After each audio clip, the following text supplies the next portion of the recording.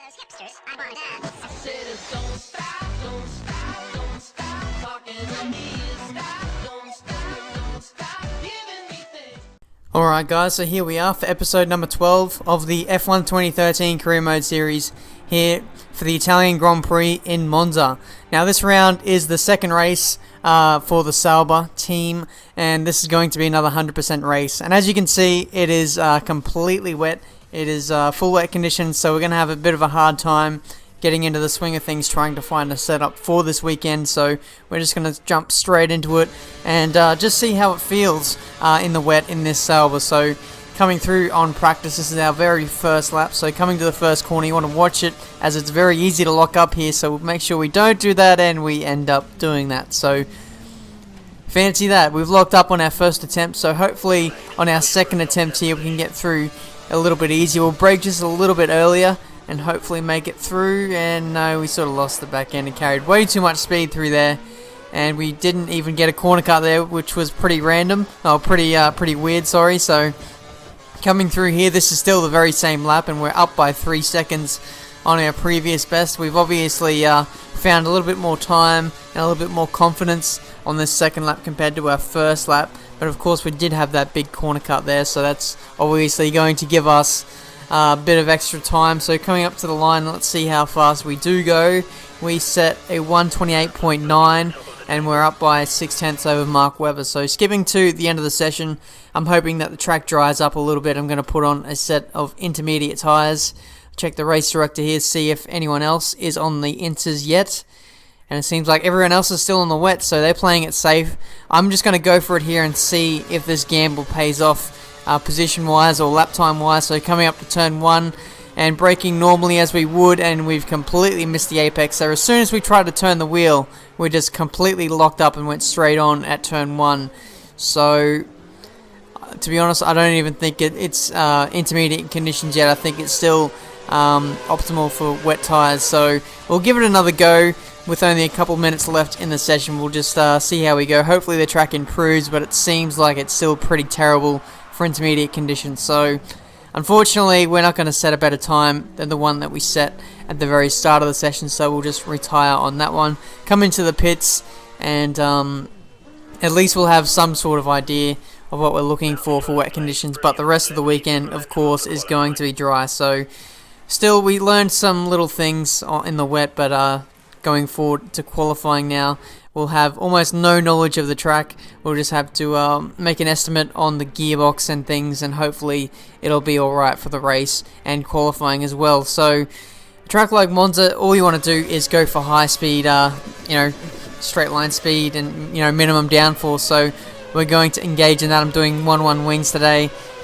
Gears fairly tall, but here in qualifying, this is our very second lap in qualifying 1. We've got some cars up ahead. We've set a banker of a 124.7, which is okay. I think I actually gravelled it on my first lap, so that's a bit annoying, but coming up through my second lap now, it should be a lot better as we get around some of the slow cars and they pull out of the way for us, which is nice. We're going purple on our previous best, which is nice, but we sort of got some terrible oversteer through the Ascari chicane, and that's cost us a little bit of time. But coming up to the start-finish line, this will be a fairly well representative lap time, and it's a 124.5, 0.2 better than our previous best, and 0.4 faster than Pastor Maldonado. So that's just about enough to get us into Q2. Honestly, you don't really need to push that much in Q1, seeing as the Sauber is actually pretty decent on this game. So heading into Q2, we'll put on a set of option tyres, and we'll see how we go. Skipping to the very end of the session here, I put on a set of banker run on the used set of prime tyres, and that seemed to get me just inside the top 10, but I want to make sure that I get into Q3 by putting on a set of option tyres and really just going for it, and let's see where we end up at the end of the session. And we actually top it, so that's pretty cool. 0.3 faster than Sebastian Vettel in the end, and heading into Q3, we've got a lot of pace up our sleeve. So I'm very much looking forward to that. Everyone using option tyres, of course, so here we go. Heading into Q3 now, this is the very end of the session. I set a banker time on option tyres, a new set of option tyres this time, but that lap wasn't actually good. I actually bottled that lap as well, so This is going to be our first representative time, and it's going to be at the very end of the session, putting on 3 laps of fuel, fresh tyres. I want to start the race on very fresh tyres, so hopefully I can get some kind of strategy advantage from that, maybe doing a 1-stop. I think the game wants me to do a 2-stop in the race, so by starting on fresh tyres, I'm going to make the most of that and hopefully push for a 1-stop in this race. But we can't get ahead of ourselves too much. We're still in qualifying on our final run here, and hopefully we'll be able to improve on 10th place, as we're 3/10 down on our previous best, which is a bit bad to be honest, but I did massively stuff up the 3rd sector on my fastest lap, so we will improve on our previous best, I know that's for sure, but how much or how far of the order we're going to get, I honestly don't know. So coming up to the line now, let's use up, well, we've got no curves left, we're going to come up to the line, see where we end up, and we are in 4th place, so how far off? 2/10 away from Sebastian Vettel. A little bit disappointing considering we topped the 2nd qualifying session, but 4th place isn't a bad place to start for the race, especially since we've got the freshest tyres available. So wish me luck as we start the race here.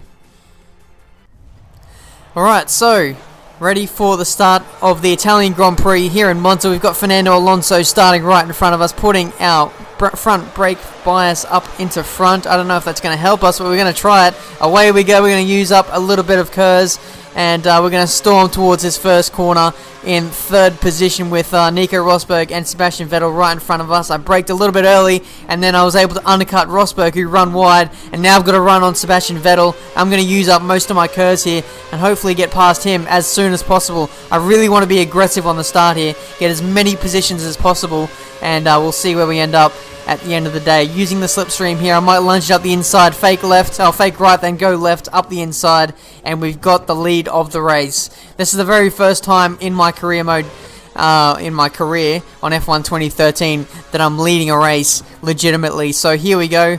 We can now control the pace and do what we want now, but I'm not going to settle for 1st place and trying to defend myself. I'm actually going to try and pull away, try and get out of this slipstream, because I know it's really powerful on this game. We showed that in Spa, and look at that, Sebastian Vettel has got a massive toe on us, and I think that if we don't break out of the slipstream and out of the 1-second DRS range, then we're really going to make it hard for ourselves, as it's really easy to get overtaken in the slipstream. So my goal for the rest of this race is just to break out of the DRS range, and on lap 3 we've done that. We've broken out of the 1-second barrier, and now on lap 11 we've just controlled the race. We're about to come in for our 2nd pit stop, or 1st pit stop of the day, and we've run wide into the gravel onto the path of Hamilton, and he's out of this Grand Prix. Hamilton, the innocent bystander, gets taken out by myself. It's just an innocent mistake there, and he was at the wrong place at the wrong time there. So now I've got to come in for a pit stop. This is going to completely ruin my strategy.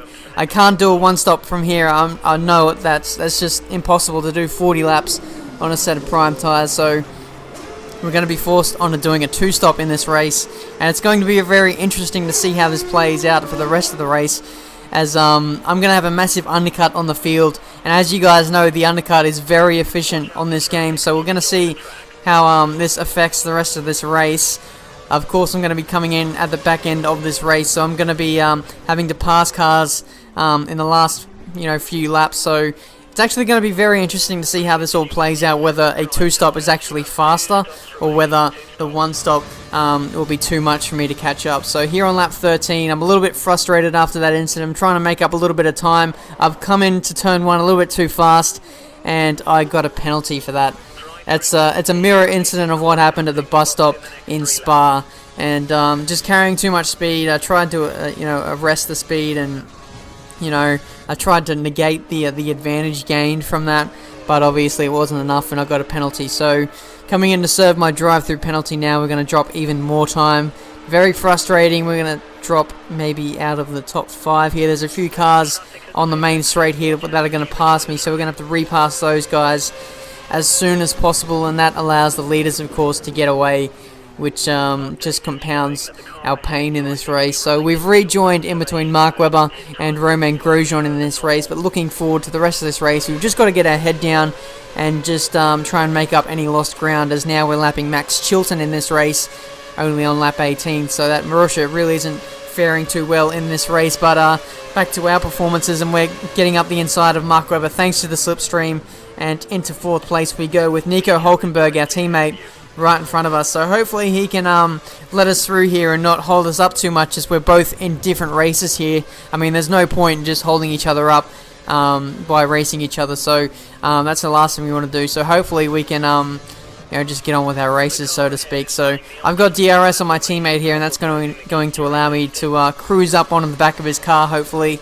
And actually looking ahead in front of the mini-map, the leaders aren't actually that far ahead, so maybe they've just come in for their first pit stop. So now that everything's shaken out, it's not looking too bad for us, but of course we're on much older tyres than our rivals around us, so we're going to watch out for that at the back end of this race. So you never know, the other AI cars might actually come in for a two-stop in this race as well. I think from memory there, the recommended strategy was actually a two-stop, so you never know, at the end of the day we might actually be okay. But getting the slipstream with the DRS on our teammate Nico Hulkenberg there, and we just easily snatch up position 3, and we're going to move up into 3rd place, trying to catch up to Nico Rosberg now, which is only a couple seconds up the road. So hopefully in the next few laps we can work on doing that.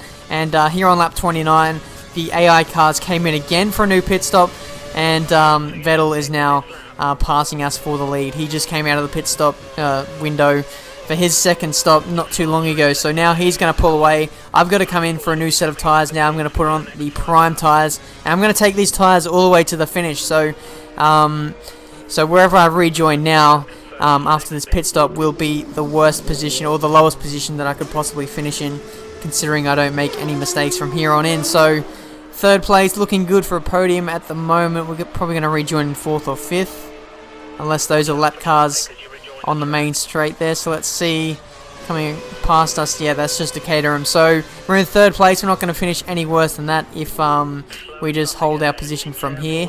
I think the AI cars, since they they've come in twice already, they might actually come in for a 3rd stop, which is absolutely crazy if you think about it. At Monza, in real life, these guys are doing 1 stops, and now we've got Sebastian Vettel right there. I had to avoid him a little bit. I didn't want to crash into him by taking the corner, so I just cut the corner a little bit there and then gave the place back to Vettel. So now it's a pretty even fight now for the rest of this race. We've both put on a set of prime tyres, and we're both hopefully going to take these tyres to the end of the race. We're banging wheels to wheels with Vettel, and now we had to get around one of the Toro Rossos there who's going slowly.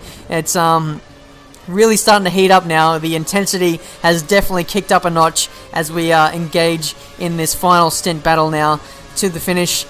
Sebastian Vettel is on prime tyres, a bit fresher than mine, and he's got a much faster car in that Red Bull, so he's going to try and get past me as soon as possible. But I'm going to fight tooth and nail just to hold 2nd place, effectively 1st place once Rosberg pits, as he stayed out a very long time. I don't think his tyres are faring him too well, and now he's come in on lap 41, and Vettel is getting past me with the DRS open on this middle straight here, and I'm just going to try and stay with him as long as possible. I've just got to do that. Hopefully I can just stay with him. I'm going to get DRS on him on the start-finish straight here, so there's a little bit of a lap car, is it there? Yes it is. It's a Force India. Vettel going a little bit slowly through the mid-corner of the final corner, but his drive and his exit is much better than mine due to his slower mid-corner speed, and that allows him to pull away. But now I've got the DRS fully open. I'm going to use up a little bit of curves. I'm just going to go for it here, guys. I'm going to be honest. I'm just going to go for it up the inside. This is my only chance of the race, trying to get the lead back, and I've done it. Just enough room for me to get through there without locking up, and we get position 1 back. So that might be a crucial move at the end of the day. We'll never know. There's only 8 laps left in this race, so holding position is absolutely crucial. I'm going to stick to the inside. Vettel's going to have DRS, and since there's this lap car there, he's going to slow him up, so this is going to be perfect for me. And Vettel, yes, he does in fact get held up by one of the Caterhams there, and I'm just going to pull away hopefully. So looking back, it looks like there might have actually been an incident between Vettel and one of the Caterhams, and looking on the mini-map there, that dot has not moved from the exit of the Ascari chicane. And look at that, Vettel is there's actually 17 cars left in this race. I believe there was only 18 just a couple seconds ago. And look at that, Vettel has dropped the spot to Rosberg, so something has definitely happened to Vettel, and I think he may in fact be out of this race. So with that happening, that's allowed me to have a massive lead in this race. Alonso now has got around Rosberg, and looking back at the gap, it's 37 seconds back to second place. So now, with only a couple laps to go in this race, my tyres are actually pretty gone. I've got a massive gap behind me. I'm not going to risk it here. I'm just going to come in for a set of option tyres, and I'm going to prevent the risk of getting a puncture or that kind of thing, because I actually got that in a F1 2012 career mode race around here, in a 100% race. So you know, I'm just going for safety first here. I don't want to get that dreaded tyre puncture and lose the race due to that. So playing it safe here, guys, with only a couple laps to go. We can just comfortably get to the finish. We can push if we want to, set some fast lap times, and at the end of the day, we've emerged on top. But in saying that, we've been very lucky with a lot of the incidents in this race with Lewis Hamilton and Sebastian Vettel. But as we come up to the finish line now, we've won our very first race on the F1 2013 career mode. Get in there.